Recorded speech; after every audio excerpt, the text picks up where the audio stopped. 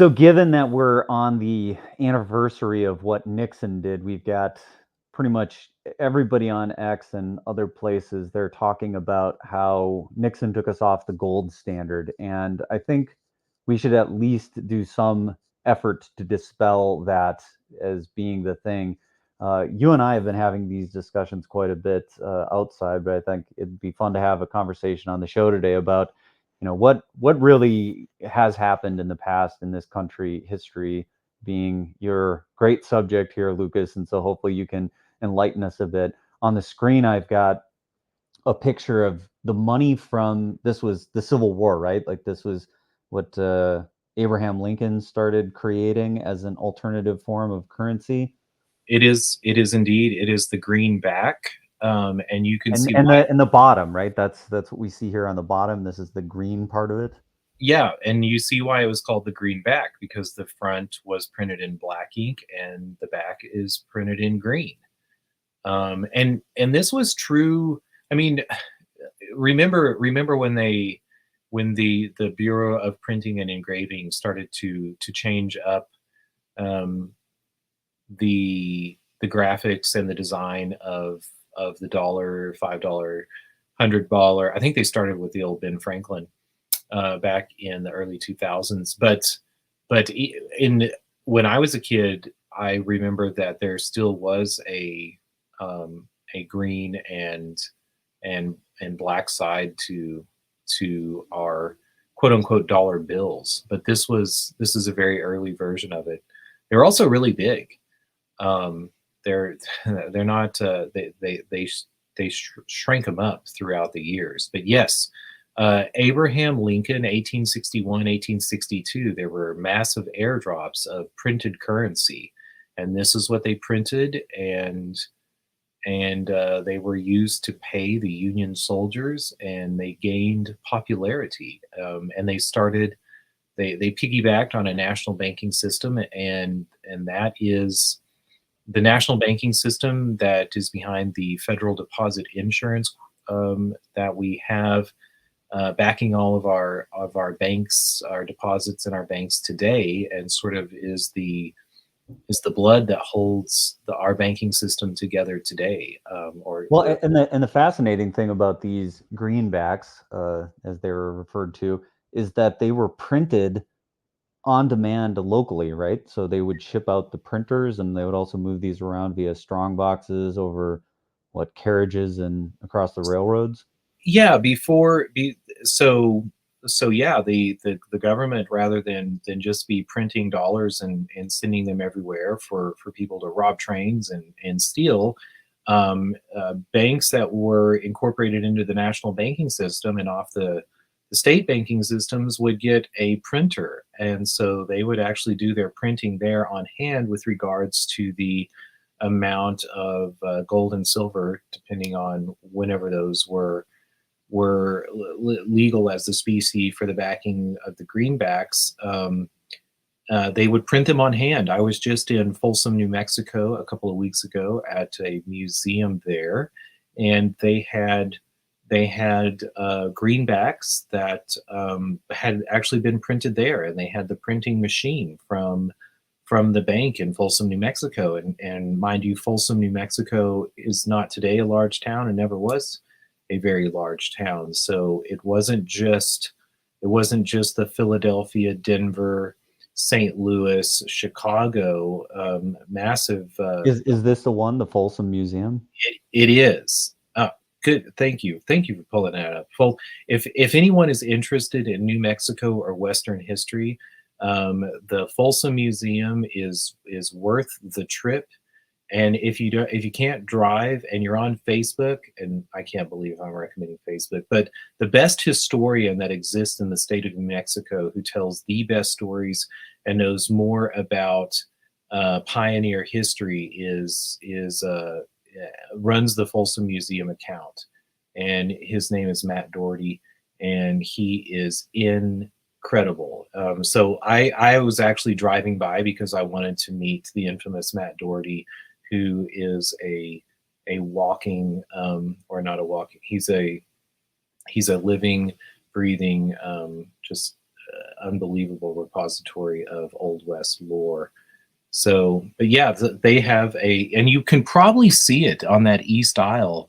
If it was better, you could see the cash printing machine somewhere in there. But I'm not sure. I don't want to. I don't want to look too much around and find it. Actually, scroll up a little bit.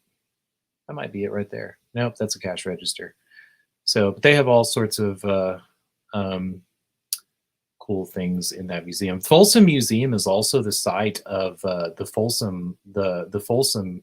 I mean, it's 5 miles away from the Folsom Dig. Are you familiar with the Folsom Point and that story there? Yeah, I don't know much about New Mexico. Well, up until 1906, I believe it was, and actually until the 20s, archaeologists around the world believed a very biblical narrative that the world was 6,000 years old, and they thought that um, the native peoples of the Americas had only been around for a couple thousand years. And in 1906, a flood came ripping down the Dry Cimarron Creek. And Cimarron is even a very interesting name. Cimarron is the same as Seminole from Florida. A Cimarronole is a person who has run away. That's another story. So anyway, flood in 1906 washed away 30 to 36 feet off of a bank, and in that 36 foot cutaway on the side of the creek, a soldier named George McJunkin, who was a former slave, who was a cowboy, which is also where we get cowboys versus cowhands. He was cowboying out there in eastern New Mexico, and was a student, an amateur student, but an incredibly brilliant man who understood what he saw when he saw and ancient buffalo, which is much larger than the buffalo of the present day and that we have today. But he saw an ancient buffalo skeleton exposed on the side, and in that side were arrowheads that look very different than the points, the modern points of the day. I don't know about modern, but the points that the native peoples have been using, and he surmised that they were thousands of years older than the points that were being found, because of the depth of that skeleton. And sure enough, it turned out that they were 14,000 years old. So when you hear about Folsom Man or Folsom Points and Clovis Points, those are from and begin to change our narrative and understanding of I don't know, the history of man in the Americas. So Folsom's a great town to stop at. It's also near Capulin, which is a national park with a big volcano in it. So about 5 miles away from Capulin. But anyway, but the unwind. The reason we're talking about the Folsom Museum is because they had one of these printing presses. So as far as the history of why we're even talking about any of this stuff today, and it's in the title of the show for today, which is that Nixon didn't take us off the gold standard. This actually goes back way further to the Civil War in 1861, when they started creating these greenbacks. So the greenbacks are printed off of these machines, and they're moved around, and they become the basis of what was one of the most popular currencies in the United States. Yeah, and previous to that, there had been state banking charters and not state currencies. So if you had a banking charter, the state might have laws about how much gold or silver or other other things in the basket of specie that they could hold to print their own currency. But many banks had their own printer for some sort of currency or paper money or bank note. That's where we get this notion of a bank note that promised to pay the bearer when presented to the bank for a certain amount of specie. And these were the silver and gold certificates, right? Well, yes. Or I'm thinking of something different. This was those were issued by the Federal Reserve, right? Those were the So certificates. yes, those would come. I mean, part of the banknote system, and so let's just get back to the greenback system. So the Lincoln needed to pay the Union troops in 1861, 1862. Magically created some currency to airdrop to the troops and get into circulation, and then was presented with a dilemma of like how to continue that going. And so the National Banking Acts of 1862 and 1863 were passed, and those created a national banking charter and a notion that you could print, you could they would sell bonds, and the bonds would pay interest to the owners or the bearer of the bonds, and those would finance the creation of the greenback. And so this idea that FDR or Woodrow Wilson were the ones who both created a national banking system and then took it off of gold are erroneous. They actually go back to Lincoln, and not only was this the creation of the national banking system, but this is also whenever an income tax and a sales tax are introduced nationally and set by the federal government. And some people might say, oh, that was the inception of the income tax. It wasn't Woodrow Wilson. No, this is even the second income tax. I mean, the first income tax comes right on the heels of the creation of actually maybe even before the Constitution, because Fry's rebellion was over an income tax. But But it so fell out of favor for a while, and like it was Lincoln's desire to raise revenue for what looked like what might be a failed form of government here when the Civil War gets up in earnest, because you've got the southern states, which are the economic engine of the Union, like withdrawing, and suddenly the northern states, and then the government finding itself without any means of bringing in any revenue, right? yeah, yeah, absolutely. The United States at the time of the Civil War was engaged in the production of cotton and maybe tobacco, and that's what it was trading with other nations to bring this vaunted gold and silver in for a large part. That was one of the chief economic goods. So Yeah, so we've got this big economic export, which is cotton, which is getting sold to other places that can't grow it as well or whatever, and want it, and that's generating revenue for the United States, plantation owners. and not something that we talk about in our history of the Civil War here too, but there was international disapproval over the issue of slavery in America, and Britain had actually blockaded or had declared they weren't going to be buying any more cotton. So things could have turned out a little bit differently. But back to the greenbacks. So Lincoln created the greenbacks and created this a scheme of selling war bonds and financing it through both bonds and and and income taxes to help pay for it. Um, Also, that wasn't enough, and so the Second Banking Act levied a tax on the state banks, and that would eventually remove all the state banks. So there was no competitor for the banks that were on the national banking system, and they would be recreated later, because you might say, well, I go to the First State Bank of South Dakota now, but that state banking charter comes later after the introduction of FDIC insurance, or is at least denominated or backed by FDIC insurance. When the bonds also came out, there's a problem of, okay, the United States federal government has bonds, who's going to buy them? And this is where we have another interesting character in Jay Cook. And if any of you have ever read the Great Gatsby, the Great Gatsby sort of takes its inspiration from a man who sold bonds for the United States, and that man was Jay Cook. And Jay Cook would make millions of dollars selling those bonds to his rich friends who owned banks, and would later go bust in a cycle that we might recognize today. In thinking about the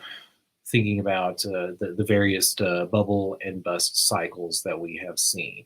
So Um, this definitely dispels this narrative that we've seen and that we've heard, which is Nixon took us off the gold standard. We had been on the gold standard up until 1970, and the income tax was instituted, at roughly the same time as the Federal Reserve. Like, these are not accurate ways to think about what happened in the history of the United States. and furthermore, I think it's important to bear in mind that, so when you think about that, the way that Lincoln set up that there was currency for the farmer and the everyman, and that the bonds paid in gold. So the interest on the bonds paid in gold.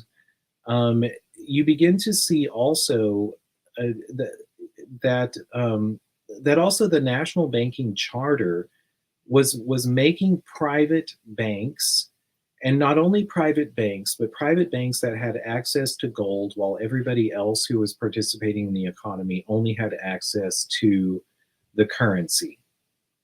And so in the future, And the currency, the greenbacks, these things were super popular amongst the general populace. And one of the reasons that they were so popular is if you look at what were the economic activities that people were engaged in, and what did they have to do.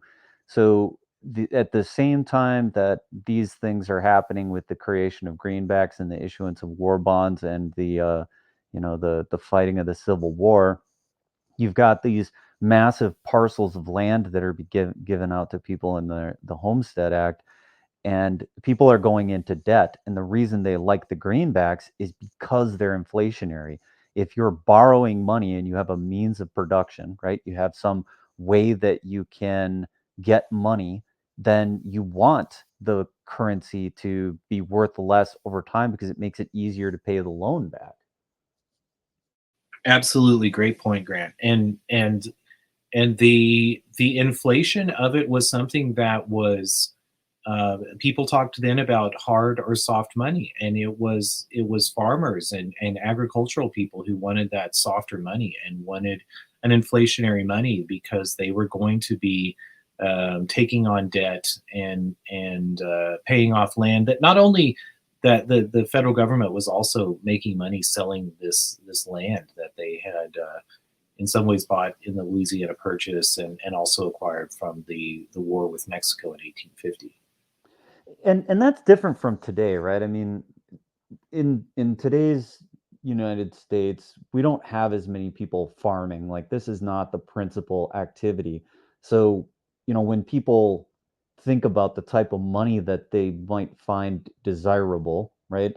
You don't have this mechanism where you're taking out a massive amount of debt and then hoping to pay it off later with the means of production that you have that's rising over time.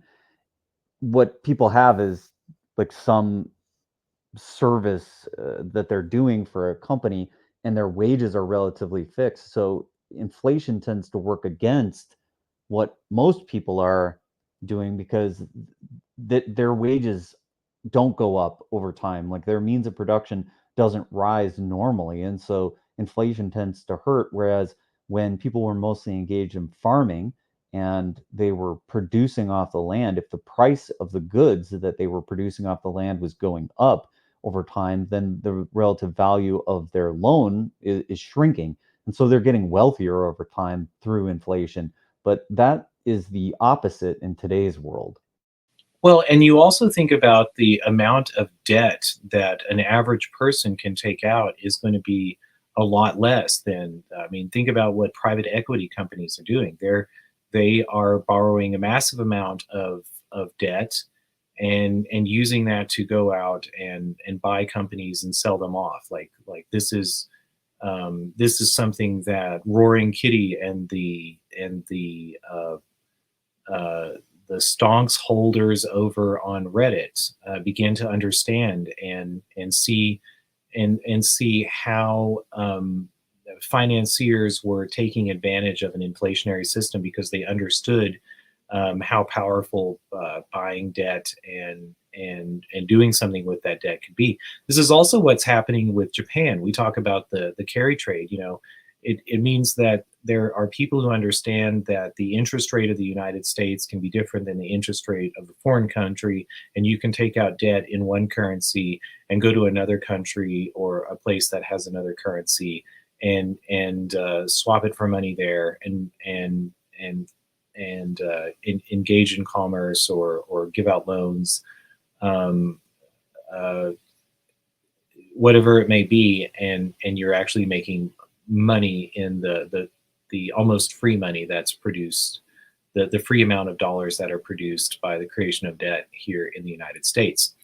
Well, the interesting thing about the situation that's occurring in this time in American history and the sort of the 1800s, the 1860s, is that you've got this creation of the greenbacks and you have this separate money that's being created. And you essentially have two types of money, right? Because you've got these war bonds that are being sold by Jay Cook, and they pay interest in specie, they pay interest in gold, right? Like that's like there's two types of currency essentially, right?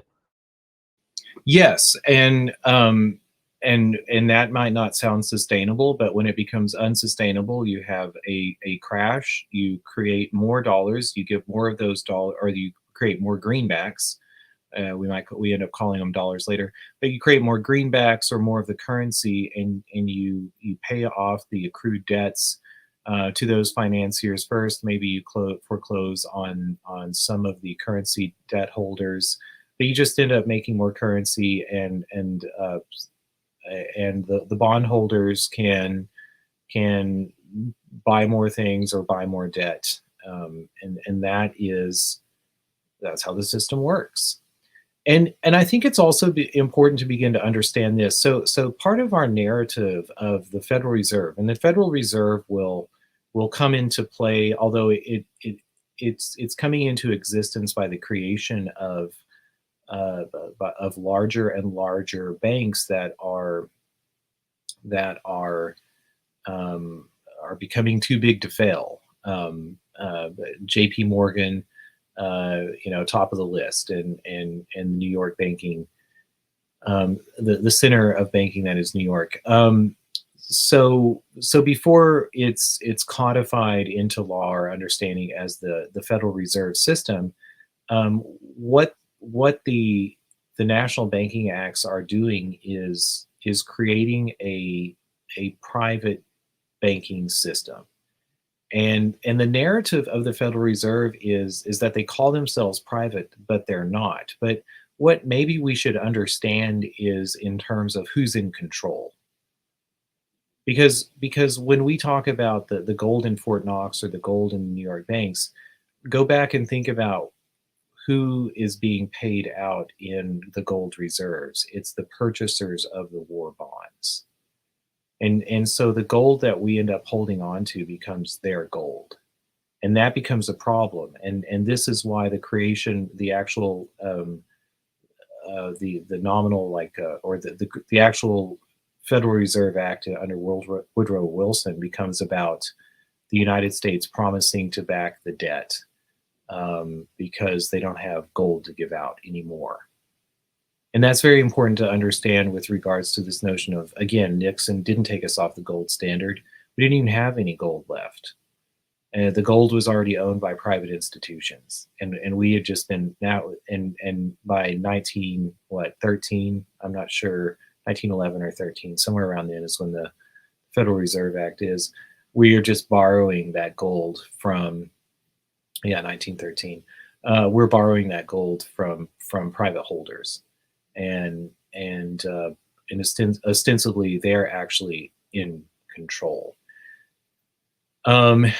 So and after the Federal Reserve Act, we see the flush times of the 20s, the Roaring 20s. But part of the problem that we get in coming into the collapse of the 30s is who is going back to this notion of just printing more currency to pay off debt that's owed to the purchasers of bonds and the lenders of more money. Who forgives the debt? And so FDR creates new policies in going into the New Deal. But I would say the chief thing that FDR begins to do is manipulate the price of gold. When everyone talks about FDR canceling the gold window at the Federal Reserve and saying that the government, the United States government, is no longer going to pay for the gold that you bring back. But notice how things have been switched here. And not only that, but he begins to understand that if you can just manipulate the price of gold, he would literally wake up in the morning and he would come up with a number, and that would be the price of gold for the day. And I wish that I could remember the economist that actually have it in a paper here at my desk. And this is also, go ahead, Rusty. I was just going to say, isn't that kind of the same situation that could happen possibly with Bitcoin if they make it a strategic asset, as some of the people are talking about? They could, just manipulate the price of Bitcoin to match the dollar as they see fit. Absolutely. And I think that, financial institutions certainly understood, at least in retrospect, like the trick that FDR played on them to get them, back out on the stock trading floor at the New York Stock Exchange, and that FDR was abusing their understanding of the government's ability to pay, and that he was abusing, like the real price of gold. And so if you can't beat them, as they say, join them. So yes, I think this is part of why I get a little bit alarmed whenever I hear that we're just replacing the gold that's already been taken out of the hands of the government and put into private hands, that now we're going to go out and create more dollars to create another strategic asset that everyone believes in, until they accrue a lion's share of that and play the game against us. So great point. Well, the interesting thing about how this all functioned, at least the more that I've had a chance to look into it, is that there's this notion that within the economy of the United States, you have this two-tier system that some people are looking at the greenbacks and they're saying, well, these are really desirable, we want these. And then you've got other people that are saying, no, we want the war bonds, they're paying interest in gold. You've got settlement that's happening in gold. It's a very different than the world we live in now, which is mostly dominated by the US dollar. So when we start thinking about, well, how might Bitcoin factor into this, and what's a strategic asset, and how does all this stuff work, it's different than what it was in the Civil War times, because you were still largely settling things in gold, right? I mean, that was the way that the banks settled up. This was the way that all these small banks would be, I don't know, taxed, right? They got taxed in gold. They had to pay up in gold. They didn't get to pay up in those greenbacks. That's a good question. I'm not sure about the details of that, but gold was certainly the most desirable. There were arguments. There's arguments about converting to silver whenever. Well, like at least international settlement happened that way, right? I mean, we've talked about this in the past, where the French said, "Hey, pay us up our gold. We want to settle out. Like, give us the specie." Right? Well, I mean, yes and no, because I would say gold and silver, because think also to the pound sterling. I mean, it's the pound sterling because once the United States and France and Spain have gold, if you don't have gold, then go out and get silver. It's the next best. So, and it's possible to back your currency with one or the other. You just need something that people believe in.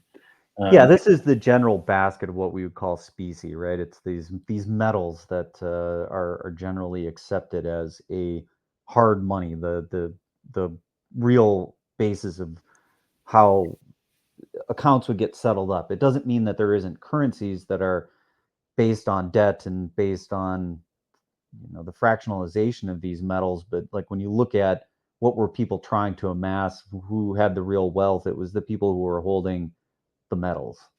Well, and think also because the 30s was whenever we have the creation of the SEC and the CFTC, because securities is another way to think about gold and silver is that if you're going to be holding them and basing a currency off of them, you need to provide security so that you can hold on to them, because they're actual physical things and physical things that people can steal to you.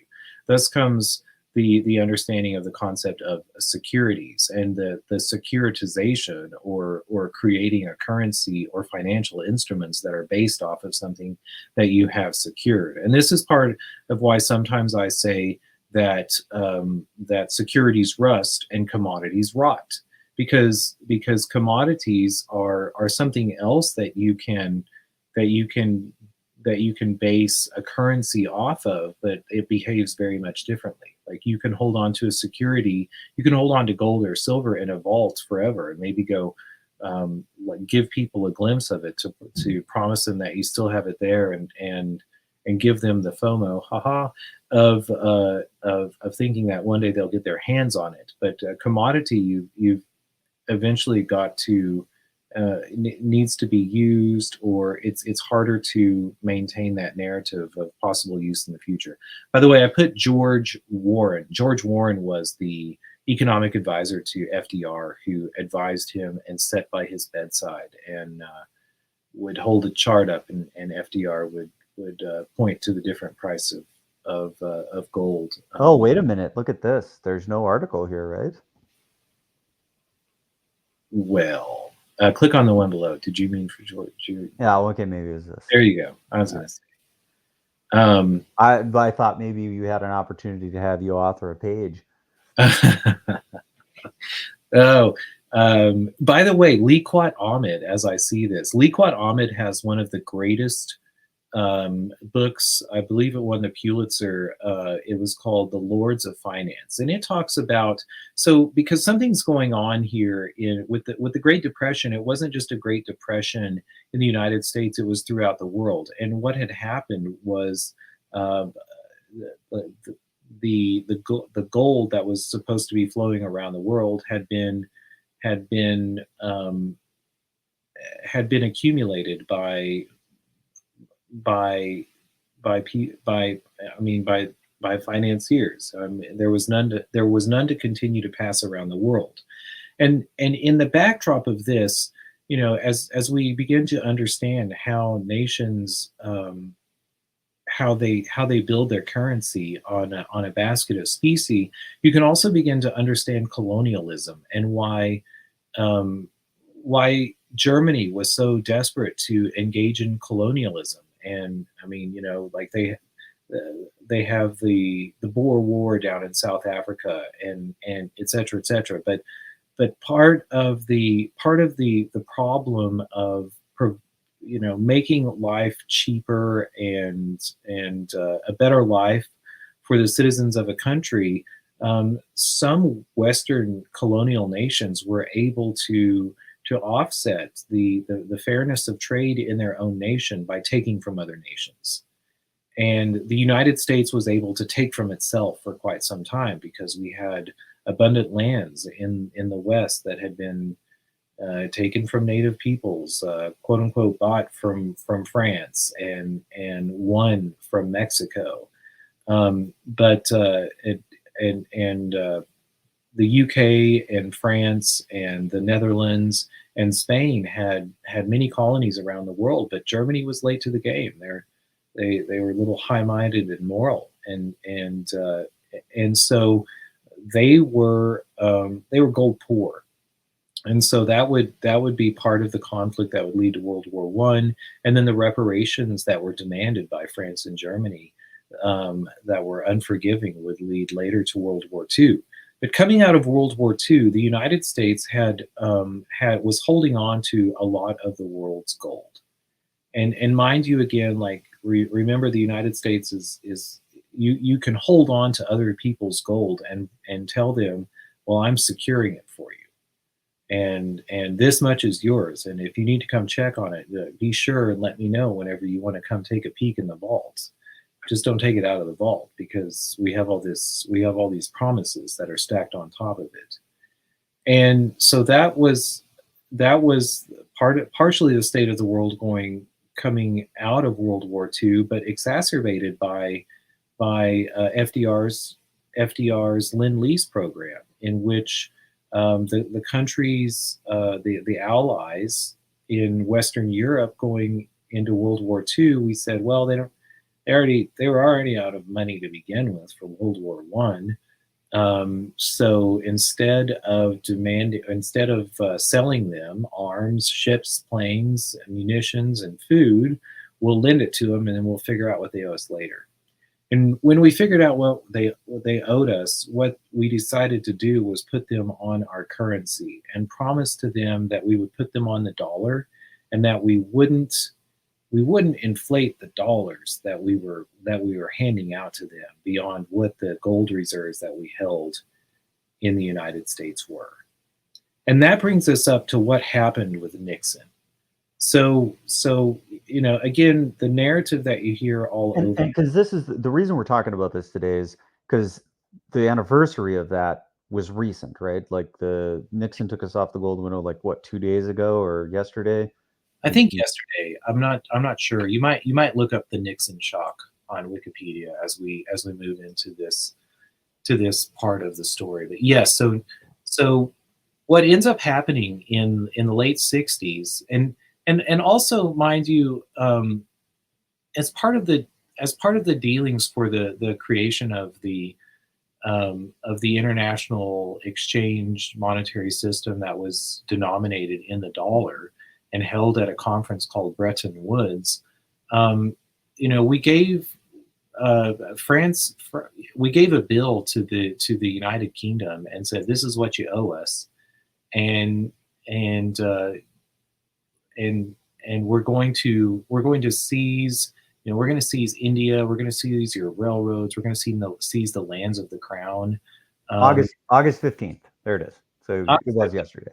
Okay, yesterday. And so we told, because I heard recently somebody say, well, this is all John Maynard Keynes' plan. Well, Maynard Keynes had the idea of using currency exchange, but it certainly wasn't John Maynard Keynes' plan that we put the whole world on the dollar. It would be like saying that John Maynard Keynes invented Ethereum and put everybody on one project's shitcoin token.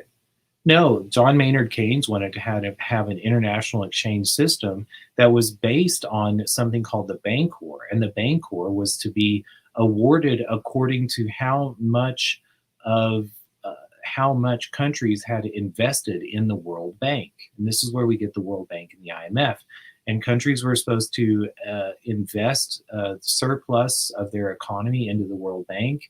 And then the IMF would be a group that was associated with the World Bank that would then lend that money out to developing countries in the world. And also where we get these phrases like First World, and those are countries who have invested in the World Bank. Second World, and those are countries we have loans paid out to or lent out to. And Third World, and those people who are not interested or unable to join the IMF World Bank system. But the thing that we were celebrating yesterday, or that a lot of the internet and the social media networks were talking about, is this Economic Stabilization Act, the Nixon Shock, that was enacted on August 15th in 1971, which essentially said we have inflated the money supply beyond what we had originally said we were going to do, and we are not going to give you your gold. Is that a fair summarization of like what? A fair summarization, but we need to understand more of what was going on here, because it wasn't like Nixon woke up one day and just said, the United States is been bad, and I'm going to reel them in. No, and Nixon was responding to demands made by the French. So, by the way, Treasury Secretary John B. Conley was in the car with FDR. Brilliant man from Texas. One of the also a great person to look into if you're interested in interesting people. So France, coming out of the Bretton Woods Agreement and the creation of the world exchange system, knew that the United States would start inflating dollars immediately. And they are the ones who give us the term exorbitant privilege, and they were always dubious of the dollars that the United States was handing out to the rest of the world, and so they began to pay off their debts from World War II back to the United States as soon as they could, and not only that, to accrue a pile of dollars. And whenever they had a what they thought was a significant pile of dollars, they turned around to the United States and they said, remember that gold that you said you were going to hold on to us while you distributed those dollars out to the rest of the world? Well, here's your dollars back, and we want our gold. And that gave Nixon an issue, because what was Nixon to do? Was he to turn around to Fort Knox and go take that gold out and put it on a boat and send it to France, because that's what they were demanding? Well, I mean, if he had honored the agreements that they had said, then he would have done that, right? Yes. But you could imagine there were other courses of action that might have been taken today. And I'm talking about coups, because it seems like, again, John Conley and FDR, think about some of the things that happened. Think also about like Vietnam's relationship with France. Vietnam was a colony of France. So there's a narrative of money, of gold and dollars, that runs behind a lot of the political events that seem obtuse and incomprehensible to us today. But you can imagine that there were those in the government who said to Nixon, well, we got to do something about France.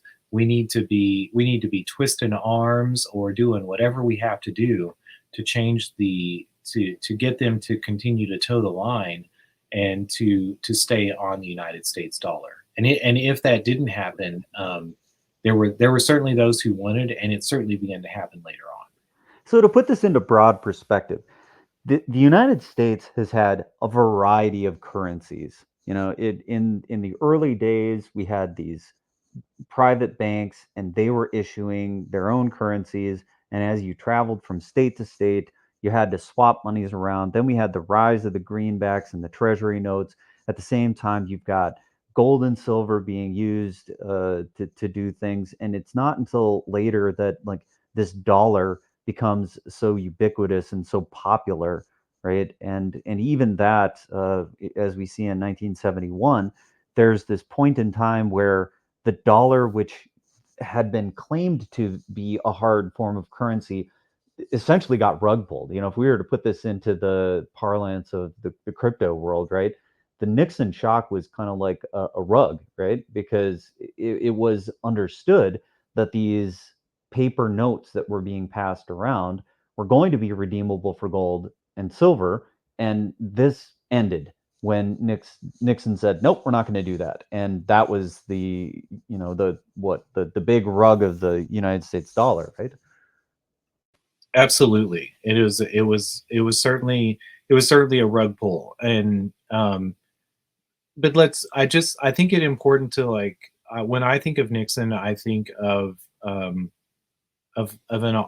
honorable president of the United States who rather than further participate in a lie, admitted that the dev stole the wallet, or whatever the other parlance is. And so the dev stole the wallet. I lost access to the crypto. We can't find it. Somebody lost the private key. The phrase, mistakes were made in a wallet we do not control. So Steady lads deploying capital. yeah. And I mean, this is Yeah, also so actually this is not that different from things that have happened, in our recent memory, right? We're talking about even when we have these big currencies and these big crypto systems like Terra Luna, and you've got players like Binance, and they're warring with each other. This is par for the course. I mean, this has been going on for a long time. Whether it's the Federal Reserve in France, the players are a little different here, but it's the same kind of stuff happening over and over and over again. And it does lend itself to thinking, well, how does Bitcoin play into all of this, right? Where are we at? Some people are referring to Bitcoin as digital gold. So does that mean that we're destined for some sort of a similar situation to what had happened in the past, where gold was being used and gold was backing a currency? Some people are now contemplating that Bitcoin might be the new basis of debt, right? So not dissimilar to these previous situations where you have greenbacks and treasury notes and gold sort of underlying those things and being the settlement layer. You have politicians in recent days here saying, well, we should have a reserve asset, and Bitcoin should be the basis for debt, and this is how we're going to do things moving forward. It does help to have this historical perspective, and I think it's good to thoughtfully go through this and understand the history of different currencies and how things have been used as money. Because I think sometimes you'll see these cartoons and it's like, well, Bitcoin and wampum and whatever, and like this is not how the world functioned. Like the world functioned, in the 1800s in a much different way than these cartoon narratives around how money worked, and how did economics function in the United States. well, certainly the Bitcoin is one of the most interesting things to be introduced, and I do think that we are going to see the Bitcoin used in the place of gold. We're already seeing it. I mean, we expected it for many years, but but what happened? What happened in 1971 when this happened? I mean, those who are alive, and I don't think any of us were, but those who are alive might remember stagflation and energy shocks and energy crisis. When I That's when people started to have lines at the gas station, right? It was immediately following this. Absolutely, and it had everything to do with the Nixon shock because I mean, think back to the narrative. Looking back on what happened in the Great Depression, there wasn't enough money to pay for the things in the world, and there wasn't enough faith to believe in the monetary system of the world. And so the Nixon shock occurs. There's stagflation. There's the great energy crisis, and what happens? But the OPEC, the oil based petrodollar, is what comes out of it. And we've been essentially fighting over sources of energy. And another thing to think about the petrodollar is going back to a commodity. So what we had come up was a belief that like one particular commodity in particular was the most important to have, and eased the political problems in every country. And part of that narrative is that if you have oil, you have gas, then you can be making things, you can be continuing to have an endless possibilities in what the production is of an economy. And I don't know that it's held true. Like in the United States, what we've ended up producing since then was dollars, and everybody, all these corporations are based out of the United States and denominated in dollars, and everyone just fights over what the gas price of the currency is. Well, I mean, to be fair, like if we rewind and put this into context again, th- greenbacks were desirable by certain segments of the population for very valid reasons, and we kind of enumerated them. The U.S. dollar was similarly valuable and useful in a different way during a different period, because there was a need for it, right? We had different currencies throughout the world, and these different currencies had varying degrees of fiscal responsibility, and they traded against each other. And dollars got really, really popular for for good reason, because they were viewed as hard money and because of the promises of the United States government. And so there was sort of a golden period where, if this thing had worked the way it had been sold to the world, it maybe could have went really well. Why did Nixon do this? Like, is it just because they didn't have enough gold to hand out because they got caught doing the wrong thing? And if they'd had a public ledger like like what Bitcoin has, then and they wouldn't have been able to play some of these shenanigans that we would have, lived through the Gilded Age, or like, can you give us a little perspective on that? I mean, my perspective is because Nixon was a moral man. And because he did not want to send the military, I mean, it was inconceivable to him to do the Yeah, but thing. why couldn't he just give France the gold that they demanded? We really just didn't have it. That was it. Um, we didn't have it. The United States didn't have it. Or remember what I said: the United States is just securing that gold, and it's actually owned by private institutions. Yeah, but I mean, he could have just been like, "Yeah, that was yours, but we're just going to take it." Like the United States government does that kind of crap all the time. He Well, could have just done that. I'd be like, "Well, you know what? We're going to nationalize this gold. We got to make some payments, and sorry, you just guys are going to have to take it on the chin. Too bad." well, think about what happened with Nixon, because it may have been his plan to actually do that, but magically, all of a sudden, Nixon, the Watergate tapes were leaked, and Nixon was seen by the entire country as a crook, and he was removed from office. And so we don't know what he would have done with it, but Well, he withdrew from office, right? Now that we've seen what politicians are actually capable of doing in our day and age, and the way that they can just ignore the law and do whatever they want. I mean, granted, it was a much different time and there were societal pressures, but if he had just stood his ground and be like, nope, not going to do that. I'm not leaving. You can impeach me, but impeachment doesn't mean anything. Like, it doesn't mean that I have to leave. It just means that you don't like what I did, but too bad. I'm going to do it anyway. well, JFK thought that he would go one step further, and JFK ended up dead. So maybe Nixon knew something that he didn't share with everybody. Yeah, maybe he's a little smarter to say, I don't want to die. I'm not going to do that, and so he caved to the real powers that be. And Not to say that JFK was not smart. I think he tried to hold his ground a little bit more, and I guess the CIA killed him for it. well, and look at LBJ. LBJ withdrew from the running on his second term rather than run again, because he was at his wit's end and he did not feel good about continuing an unpopular war that the entire country was questioning in Vietnam. But he couldn't see his way of getting out of that. So this begins to set the stage over the fight for continuing American empire, while the gold of the world was secured here at the United States.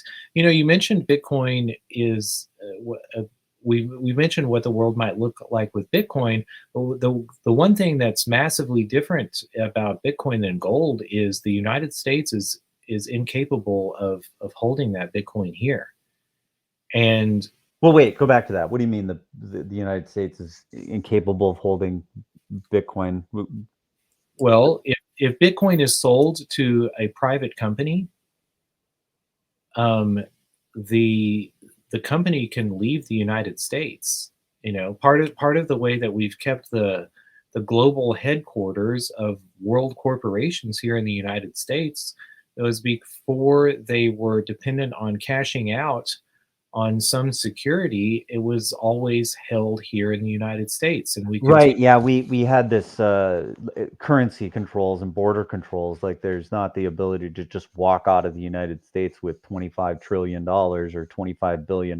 Like, that's not how the game is played. If your money's in a bank or if you have it in specie, you can't just get on a plane and get it out of here. You might be able to smuggle it out on a boat or something, but they try to patrol and stop that kind of stuff.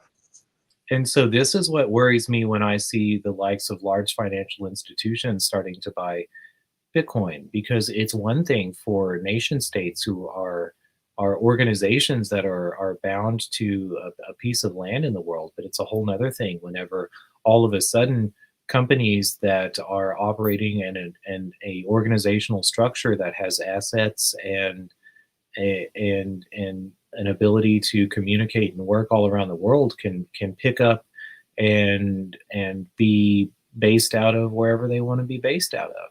Well, some would say that this is one of the benefits and good things about Bitcoin is you can't trap it and you can't confiscate it. And I mean, and it is a good thing, but it's going to necessarily change the dynamics of political interactions throughout the world. And some of the narratives or the projections that retail or people who are holding Bitcoin are thinking about are not necessarily thinking about, what a United States looks like whenever Chevron is not headquartered here and BlackRock is not headquartered here, and other countries are, or other massive corporations are no longer headquartered here. Like what happens, or even if they are headquartered, when you start to have an asset which is borderless, right, and is not necessarily trappable via currency controls, like you can censor a company and you can say, hey, we're going to fine you and whatever, but like what you ultimately can't do is you can't go in and force them to give you their Bitcoin.